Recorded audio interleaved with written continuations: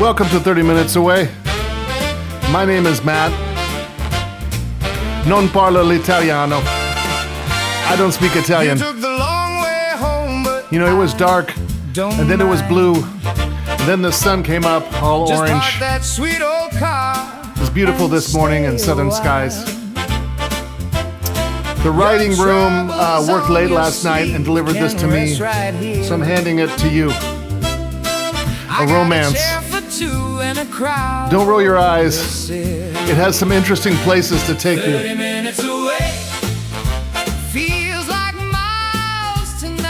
It's called Untranslatable. And it has some Italian in it, so non parlo l'italiano. See you on the other side. The pharmaceutical clause took Sonia 40 minutes. Every word in it had been chosen to protect someone from liability, and her job was to carry those protections across languages without dropping a single one. She did this well. She did this the way a surgeon does a suture, with steady hands and no particular feeling about the wound underneath. Romanian to English, English to Romanian, German to English when the client could afford the surcharge. 14 years of legal translation, and she had developed a craftsman's pride in the seamless join. A good translation was invisible. You should never be able to feel where one language ended and the other began. She emailed the clause, closed her laptop, and checked her phone. Tuesday, 2:47 p.m., she put on her coat. The Gramercy was not a good cafe. The espresso was acceptable, and the pastries were from a wholesale bakery that supplied half the coffee shops in Minneapolis. And the tables wobbled on the uneven floor in a way that no number of folded napkin wedges could permanently solve. But it was 3 blocks from her apartment and 4 blocks from Moss and Needle, the used record shop that Declan ran, with the quiet devotion of a man tending a cathedral. No one attended anymore. He was already there. He was always already there. She had never once arrived first, and it had become a point of private, irrational anxiety. Not that he'd stop coming, but that one Tuesday she would arrive, and the table would be empty, and she would have to sit with the specific silence of a space recently vacated by someone she had never told she needed. Sonia. Declan. This was the ritual. Names first, as if reestablishing a fact. He had a cortado and a vinyl copy of something with a blue cover resting on the table like a third party in the conversation. He always brought a record. He never made her listen to it. He just let it sit there. A piece of himself he carried into the room the way some people carry dogs or children, or the particular energy of wherever they'd just been. What's this one? Chet Baker, Let's Get Lost. Apt. He smiled. She drank her coffee. They talked about the weather, about a building being torn down on Lyndale Avenue, about his ongoing campaign to convince Minneapolis Public Radio to do a segment on record shops that were not in Brooklyn. They did not talk about anything real. They never talked about anything real. It was the most important hour of her week. The estate job arrived Thursday, a law firm in St. Paul, settling the affairs of one Tomás Escarra, Argentine national, died in Cordoba at 81. Among his effects, a leather portfolio containing 43 handwritten letters in Italian, sent over 4 decades by a woman named Ginevra Barbieri. The firm needed them translated into English for probate review, standard estate work. Sonia quoted a rate, the firm accepted, and a courier delivered the portfolio Friday morning. She opened it at her desk.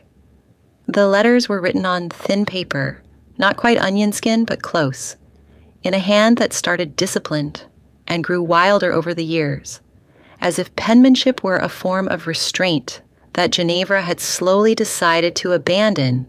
The ink varied, blue, black, once a deep green, that had faded to the color of pond water. The first letter was dated March 1981. Caro Tomas, I write to you in Italian because my Spanish embarrasses us both, and because I have things to say that require a language I can control. Sonia liked this woman immediately. She began to translate. The early letters were mannered, careful. two people circling each other in prose, each sentence a calculated step closer. They had met at a conference in Geneva. He was a civil engineer. She taught comparative literature at the University of Bologna. Their connection was, Sonia could feel it between the lines, the way you feel heat through a wall, immediate, physical, and terrifying to both of them. But they lived 4,000 miles apart, and so they wrote. By letter 7, Ginevra's prose had loosened. The sentences grew longer, more reckless. She stopped apologizing for tangents. She described the light in Bologna in November with such precision that Sonia looked up from her desk and was briefly surprised to find herself in Minneapolis. By letter 12, the problem began. Mi mangi in un modo che non ha una parola giusta. Sonia stared at the line. Mi mangi? You are missing from me. Italian doesn't say, I miss you. It says, you are missing from me. The absence is located in the body of the speaker, not in the distance between them. And then, in un modo che non ha una parola giusta, in a way that has no right word. She typed, I miss you in a way that has no proper word for it. Deleted it. Typed, you are absent from me in a way that no single word can hold. Deleted it. Typed, I miss you, in a way language was not built for. She left it, moved on. But the sentence stayed in her chest, like a stone she'd swallowed, and for the rest of the afternoon, her translations felt like they were limping, technically accurate, emotionally false. She was carrying parcels across a border and losing something at every checkpoint. Tuesday, the Gramercy. You look like someone stole your dictionary, Declan said. I'm translating love letters. His eyebrows rose. She never talked about her work. Legal translation was not interesting to anyone who was not a lawyer, and often not to lawyers either. Old ones, she said. An estate case. 40 years of letters between two people who never lived in the same country. 40 years? 43 letters, 1981 to 2019. Declan turned his coffee cup in his hands. The record today was Joni Mitchell, Blue. He said, that's either the most romantic thing I've ever heard or the saddest. I don't know yet. She almost said more. She almost said, they write about missing each other the way you'd write about a phantom limb, with this absolute medical precision about the shape of what's not there. But she didn't. She drank her coffee. She asked about the shop. He told her about a kid who'd come in looking for a Frank Ocean vinyl and left with a Billie Holiday because Declan had played it for him, and the kid had stood in the middle of the shop with his mouth open. You converted him, Sonia said. I introduced him. Conversion is his business.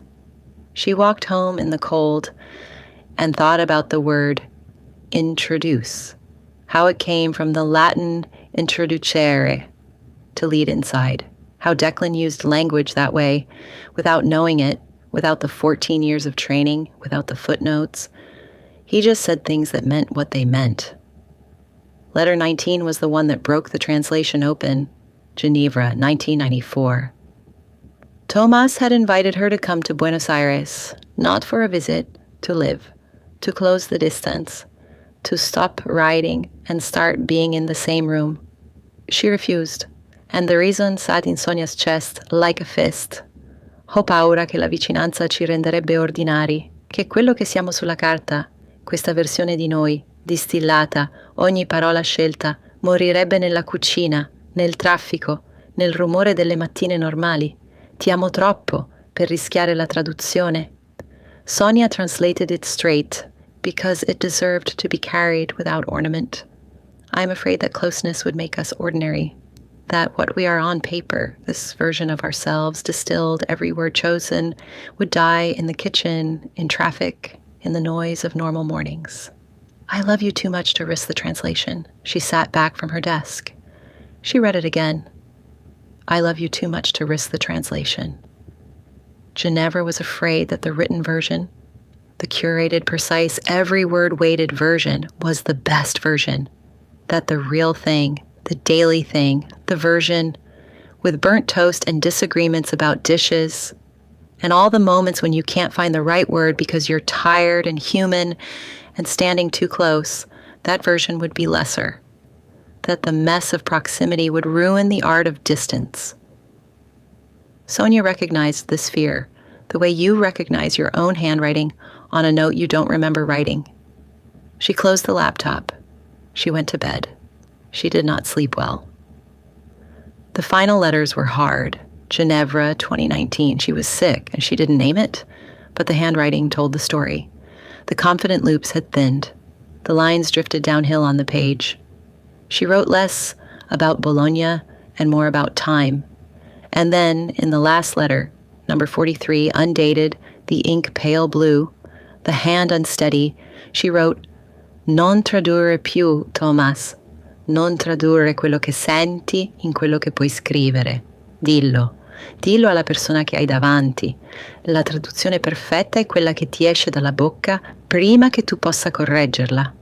Sonia translated it with her hands shaking. Stop translating, Thomas. Stop translating what you feel into what you can write. Say it. Say it to the person in front of you. The perfect translation is the one that leaves your mouth before you can correct it. She printed the final document. 43 letters, 212 pages, every word accounted for. She opened a new page and began a translator's note, standard practice for literary or personal material.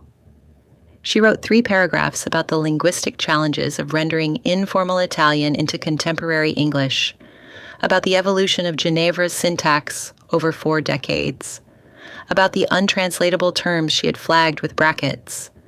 Then she selected all 3 paragraphs, deleted them.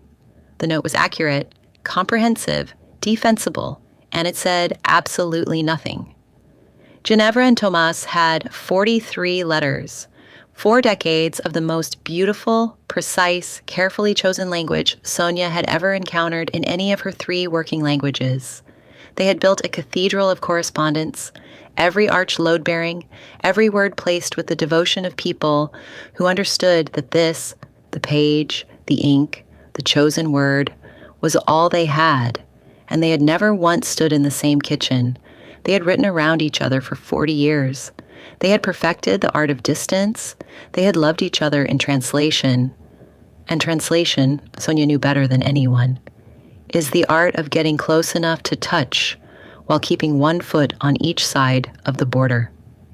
She thought about Tuesdays, about the wobbling table, about Declan's records, which he brought not to play but to hold, a vocabulary of objects that said what he would not say in words, about how she arrived every week at 3 p.m. and spent the walk over composing the things she might say, and the walk home cataloging the things she hadn't.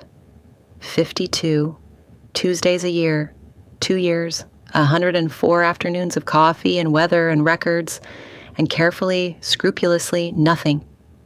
She was building her own portfolio of letters. She was just using silence instead of ink. Tuesday, 2:51 p.m., late November. The Gramercy was overheated and smelled like cinnamon from a seasonal drink no one had ordered. Declan was there. Of course he was there. The record today was unlabeled, a white sleeve, the vinyl visible through the center hole, no writing anywhere. "What's this one?"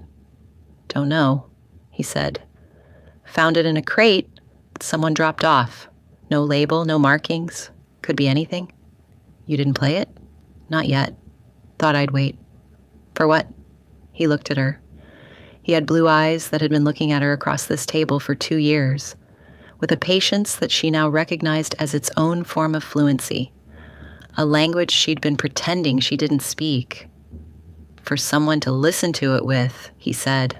The old Sonia, the Sonia of that morning even, would have smiled, deflected, made a joke about mystery records and murder evidence, would have translated the moment into something lighter, something defensible, something she could walk home from without having committed to anything. Instead, she said, "I finished the letters." The love letters? They wrote to each other for 40 years and never lived in the same city. Never. They made something beautiful out of distance. And the last letter, The woman was dying, and she told him to stop translating, to just say the thing. Declan was quiet. The cafe hissed and murmured around them. And did he? I don't know. He died too. I just have her side of it. She wrapped her hands around her cup. I think about how much time they must have spent choosing the exact right word. I do that for a living. I know what it costs, that kind of precision. And I keep thinking, what if the right word isn't the point? What if the point is the wrong word? The clumsy one, the one that doesn't quite fit, the one you say before you can fix it? She looked at him. Her heart was in her throat, which was not a place she had ever allowed it to be in this cafe, at this table, with this man. I don't want to write letters, Declan. He understood. She could see that he understood. Something in his face opened, not dramatically, not like a door thrown wide, but like a window that had been painted shut for years. And finally, with a small crack, let the air in. Okay, he said, I want to listen to the record. Okay, at your shop, tonight, with whatever terrible wine you have behind the counter. It's not terrible. It's a 2019 Côte d'Aron. That's been open for how long? Uncertain. Possibly since 2019. She laughed. It came out louder than she intended.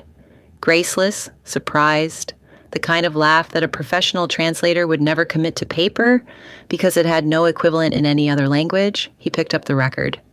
She picked up her coat. They walked out of the Gramercy and turned left on Hennepin toward Moss and Needle, toward whatever the unlabeled thing would turn out to be, already too far into it to translate their way back out. The air was cold. Neither of them said the right word. They said the wrong ones, the small ones, the ones that meant exactly what they meant. I like that. I want to highlight what I like about it. I love you too much to risk the translation.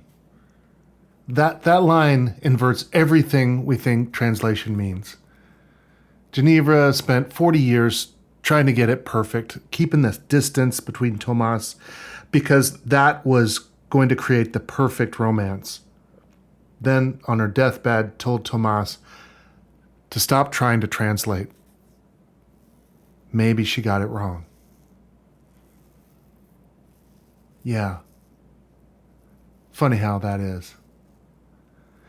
Let me give you a tour of how I see this world. The Gramercy, wobbling tables, wholesale pastries, 3 blocks from Sonia's apartment, a place built on ritual and repetition, convenience. It's a convenient coffee shop. It's not a romantic coffee shop. That in and of itself is also a picture of the story. The Gramercy is a picture of the story of what true romance really is. It's not just the butterflies and puppy dogs. It's the convenience sometimes. It's the wobbly tables. It's the the wholesale pastries. I've been there. Now, let's talk about the Moss and Needle, Declan's record shop. Now, that is very, very romantic to me. I would love to go there. The quiet devotion of a man tending a cathedral no one attends anymore. I wrote that line down. I disagree, because I think people do love those sorts of places. They love to inhabit Declan's record shop. And I think it's very appropriate that at the end, they went from the convenient Gramercy to Declan's record shop, and they didn't make it. And I think that's also a beautiful picture of this story.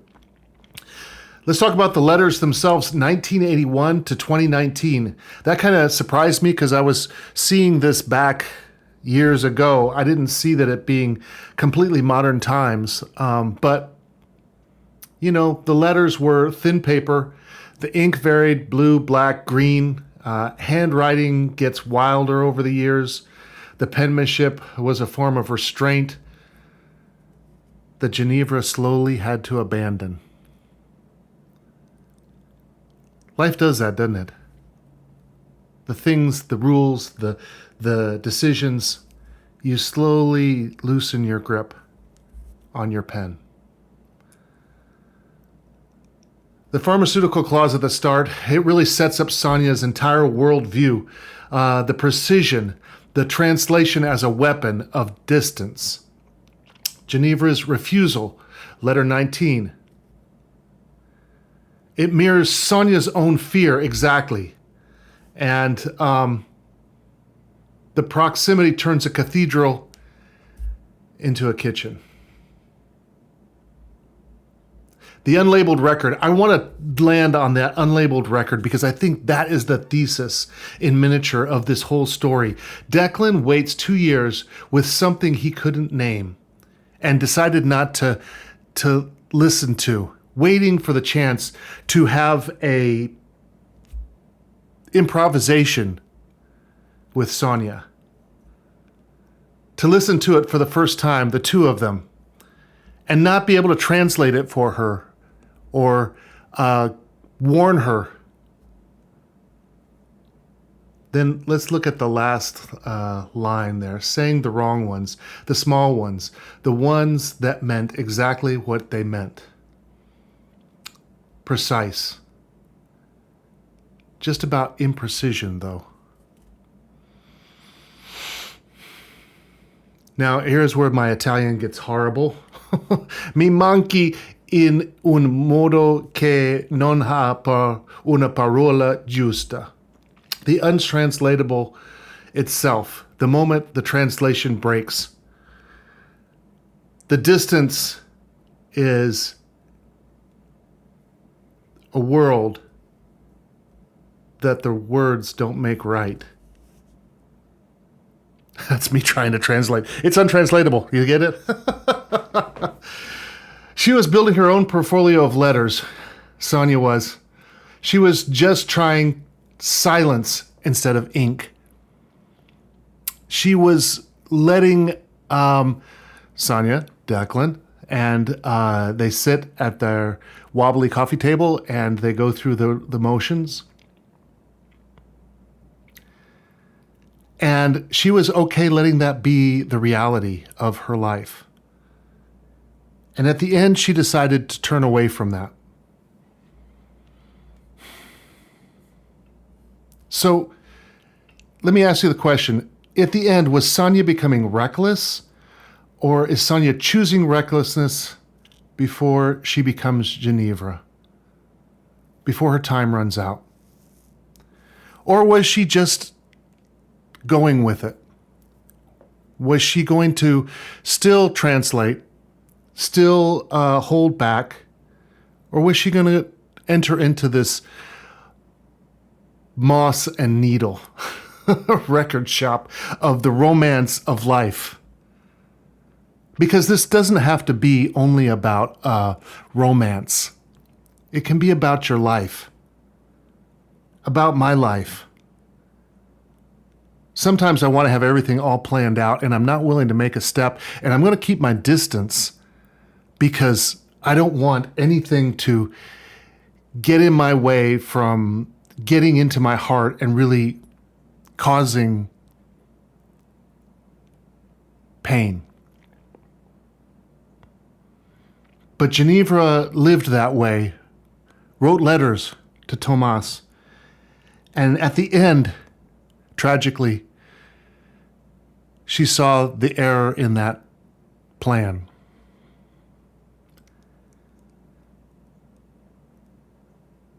What if precision is just another word for fear? What did Ginevra protect by refusing to cross 4,000 miles? Did she protect the relationship? Did she protect herself? Was it worth it? And I'm going to leave you with this question. How long are you willing to wait in the coffee shop, the Gramercy, before you venture to the moss and needle?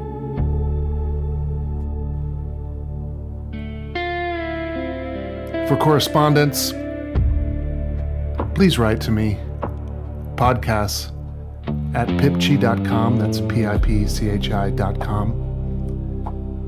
Until next time, until next story.